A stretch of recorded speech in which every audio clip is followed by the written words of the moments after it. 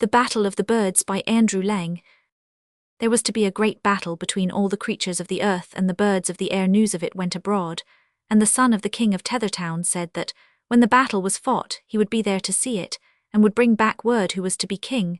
But in spite of that, he was almost too late, and every fight had been fought save the last, which was between a snake and a great black raven. Both struck hard, but in the end the snake proved the stronger, and would have twisted himself round the neck of the raven, till he died had not the king's son drawn his sword, and cut off the head of the snake at a single blow. And when the raven beheld that his enemy was dead, he was grateful and said, "For thy kindness to me this day, I will show thee a sight. So come up now on the root of my 2 wings." The king's son did as he was bid, and before the raven stopped flying, they had passed over 7 bens and 7 glens and 7 mountain moors.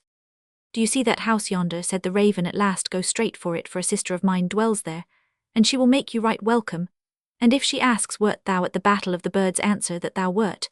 And if she asks, didst thou see my likeness, answer that thou sawest it, but be sure thou meetest me in the morning at this place." The king's son followed what the raven told him, and that night he had meat of each meat and drink of each drink, warm water for his feet, and a soft bed to lie in. Thus it happened the next day, and the next, but on the 4th meeting, instead of meeting the raven in his place, the king's son found waiting for him the handsomest youth that ever was seen, with a bundle in his hand. "Is there a raven hereabouts?" asked the king's son, and the youth answered, "I am that raven, and I was delivered by thee from the spells that bound me, and in reward thou wilt get this bundle. Go back by the road thou camest, and lie as before a night in each house, but be careful not to unloose the bundle, till thou art in the place wherein thou wouldst most wish to dwell." Then the king's son set out, and thus it happened as it had happened before, till he entered a thick wood near his father's house. He had walked a long way, and suddenly the bundle seemed to grow heavier. First he put it down under a tree, and next he thought he would look at it. The string was easy to untie, and the king's son soon unfastened the bundle. What was it he saw there? Why, a great castle with an orchard all about it, and in the orchard fruit and flowers and birds of very kind. It was all ready for him to dwell in, but instead of being in the midst of the forest, he did wish he had left the bundle unloosed, till he had reached the green valley close to his father's palace. Well, it was no use wishing, and with a sigh he glanced up, and beheld a huge giant coming towards him. "Bad is the place where thou hast built thy house, king's son," said the giant. "True, it is not here that I wish to be," answered the king's son. "What reward wilt thou give me if I put it back in the bundle?" asked the giant. "What reward dost thou ask?" answered the king's son. "The first boy thou hast when he is 7 years old," said the giant. "If I have a boy, thou shalt get him," answered the king's son, and as he spoke the castle and the orchard were tied up in the bundle again. "Now take thy road, and I will take mine," said the giant, "and if thou forgettest thy promise, I will remember it." Light of heart, the king's son went on his road, till he came to the green valley near his father's palace. Slowly he unloosed the bundle, fearing lest he should find nothing but a heap of stones or rags, but no, all was as it had been before.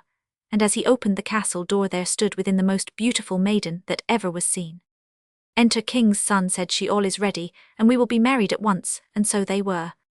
The maiden proved a good wife, and the king's son, now himself a king, was so happy that he forgot all about the giant. 7 years, and a day had gone by, when one morning, while standing on the ramparts, he beheld the giant striding towards the castle.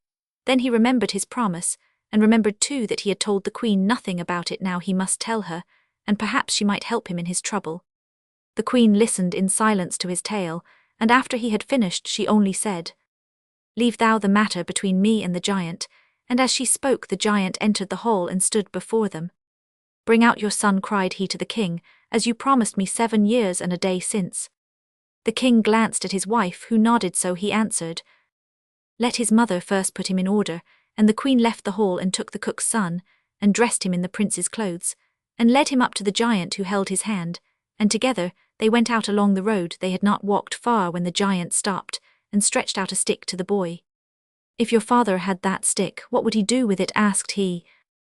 "If my father had that stick, he would beat the dogs and cats that steal the king's meat," replied the boy. "Thou art the cook's son," cried the giant. "Go home to thy mother," and turning his back, he strode straight to the castle. "If you seek to trick me this time, the highest stone will soon be the lowest," said he, and the king and queen trembled, but they could not bear to give up their boy. "The butler's son is the same age as ours," whispered the queen. "He will not know the difference," and she took the child, and dressed him in the prince's clothes. And the giant led him away along the road. Before they had gone far, he stopped and held out a stick. "If thy father had that rod, what would he do with it?" asked the giant. "He would beat the dogs and cats that break the king's glasses," answered the boy. "Thou art the son of the butler," cried the giant. "Go home to thy mother," and turning round, he strode back angrily to the castle. "Bring out thy son at once," roared he, "or the stone that is highest will be lowest," and this time the real prince was brought. But though his parents wept bitterly, and fancied the child was suffering all kinds of dreadful things, the giant treated him like his own son. Though he never allowed him to see his daughters, the boy grew to be a big boy, and one day the giant told him that he would have to amuse himself alone for many hours, as he had a journey to make. So the boy wandered to the top of the castle, where he had never been before. There he paused, for the sound of music broke upon his ears, and opening a door near him, he beheld a girl sitting by the window, holding a harp. "Haste and begone, I see the giant close at hand," she whispered hurriedly, "but when he is asleep return hither, for I would speak with thee." And the prince did as he was bid, and when midnight struck, he crept back to the top of the castle.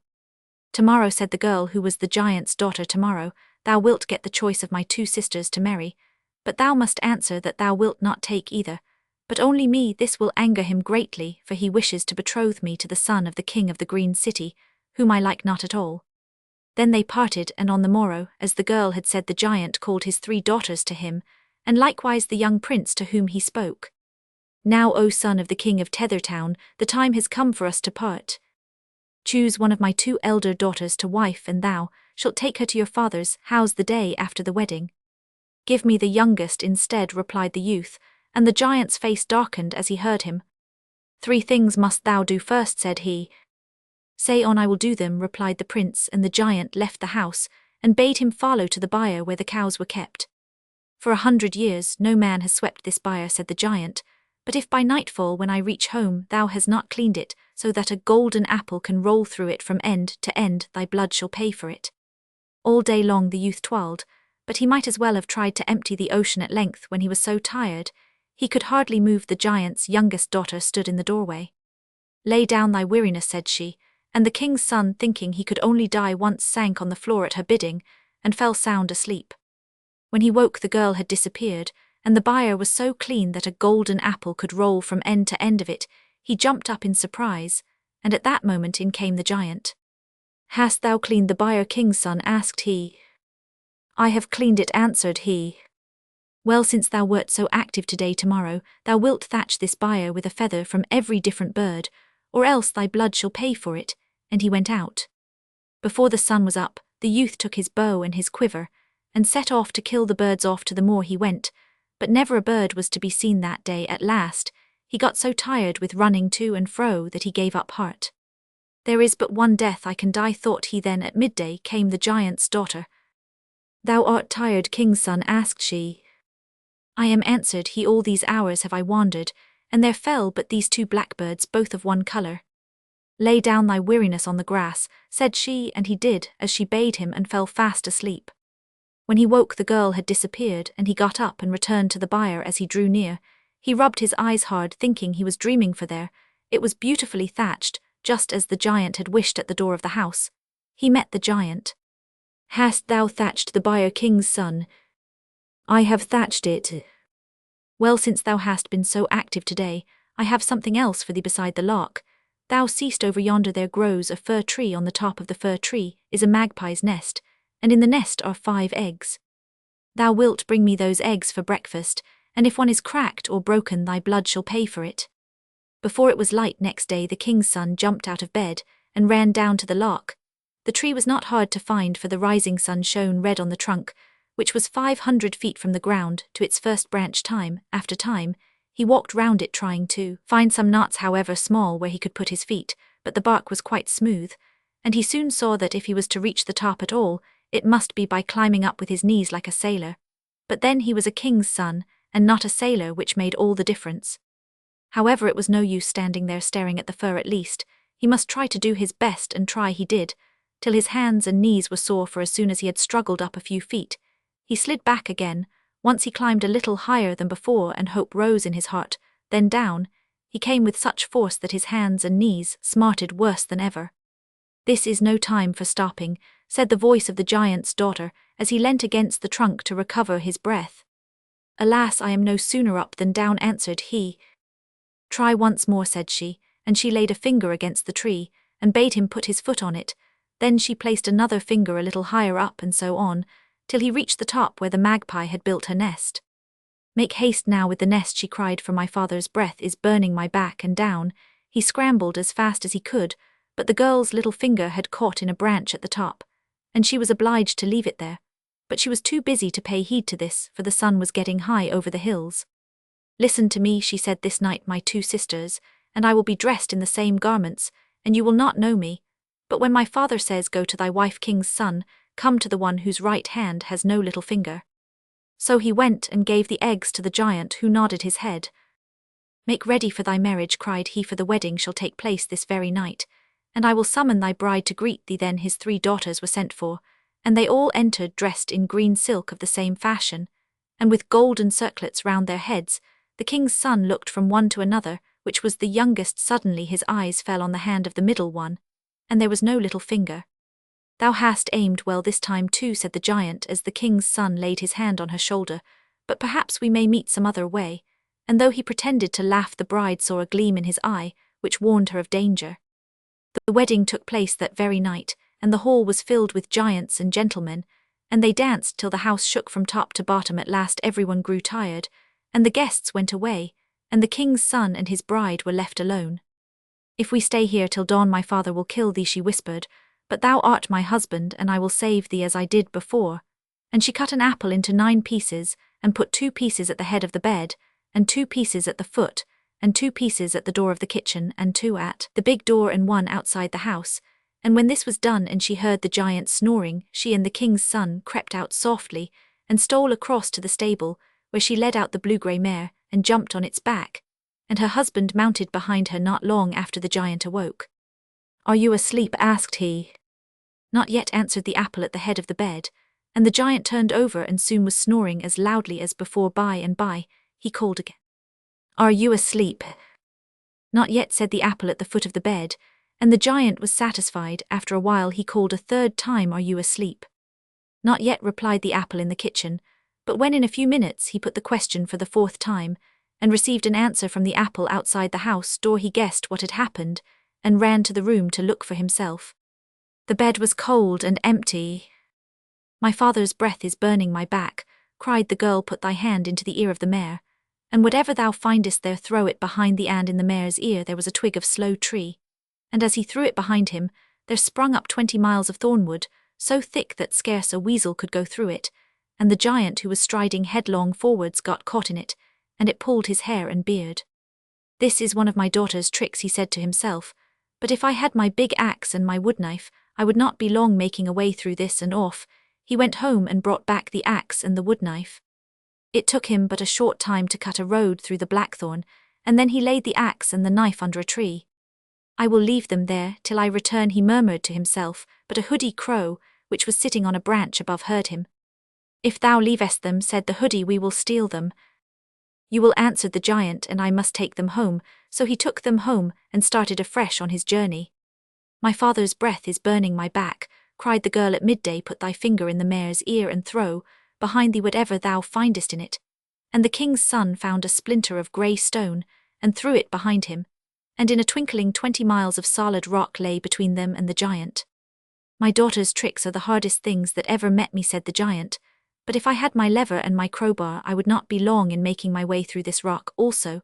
But as he had got them, he had to go home and fetch them. Then it took him but a short time to hew his way through the rock. I will leave the tools here, he murmured aloud when he had finished. If thou leavest them, we will steal them, said a hoodie who was perched on a stone above him, and the giant answered, Steal them if thou wilt, there is no time to go back. My father's breath is burning my back, cried the girl. Look in the mare's ear, king's son, or we are lost.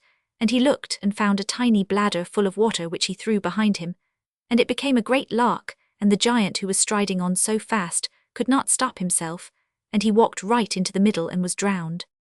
The blue-grey mare galloped on like the wind, and the next day the king's son came in sight of his father's house. Get down and go in, said the bride, and tell them that thou hast married me, But take heed that neither man nor beast kiss thee, for then thou wilt cease to remember me at all. I will do thy bidding, answered he, and left her at the gate. All who met him bade him welcome, and he charged his father and mother not to kiss him. But as he greeted them, his old greyhound leapt on his neck, and kissed him on the mouth, and after that he did not remember the giant's daughter. All that day she sat on a well which was near the gate waiting, but the king's son never came in the darkness. She climbed up into an oak tree that shadowed the well, and there she lay all night waiting. On the morrow at midday, the wife of a shoemaker who dwelt near the well went to draw water for her husband to drink, and she saw the shadow of the girl in the tree, and thought it was her own shadow. How handsome I am, to be sure, said she, gazing into the well, and as she stopped to behold herself better, the jug struck against the stones and broke in pieces, and she was forced to return to her husband without the water, and this angered him. Thou hast turned crazy, said he in wrath, go thou, my daughter, and fetch me a drink. And the girl went, and the same thing befell her as had befallen her mother. Where is the water? asked the shoemaker when she came back, and as she held nothing save the handle of the jug, he went to the well himself. He too saw the reflection of the woman in the tree, but looked up to discover whence it came, and there above him sat the most beautiful woman in the world. Come down, he said, for a while thou canst stay in my house, and glad enough the girl was to come. Now the king of the country was about to marry, and the young men about the court thronged the shoemaker's shop to buy fine shoes to wear at the wedding. Thou hast a pretty daughter, said they when they beheld the girl sitting at work. Pretty she is, answered the shoemaker, but no daughter of mine. I would give £100 to marry her, said one.